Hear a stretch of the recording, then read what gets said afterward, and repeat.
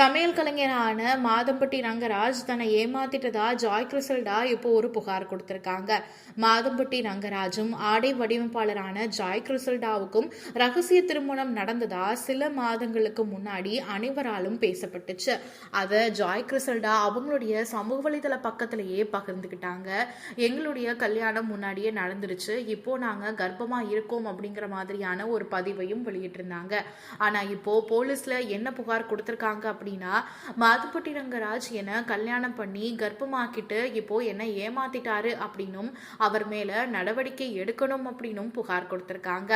ஏற்கனவே மாதம்பட்டி ரங்கராஜ் அவர்கள் மீது நிறைய குற்றச்சாட்டுகள் இருந்தது.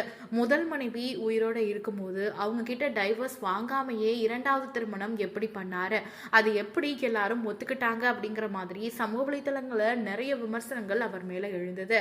ஜாய் கிறிசல்டா மட்டும் தான் நான் கல்யாணம் பண்ணிக்கிட்டேன், கர்ப்பமா இருக்கேன், அவர் தான் என்னுடைய கணவர் அப்படின்னு சோசியல் மீடியால சில போஸ்டுகள் மூலமா சொல்லிட்டு இருந்தாங்க.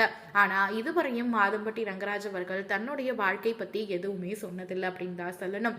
ஆனா இப்போ அவர் மேல போலீஸ் கம்ப்ளைண்ட்டும் கொடுக்கப்பட்டிருக்கு. இதுக்கு நடவடிக்கை எடுக்கப்பட்ட பிறகுதான் மாதம்பட்டி ரங்கராஜ் அவர்கள் என்ன சொல்ல போறாரு அப்படிங்கிறது தெரியும்.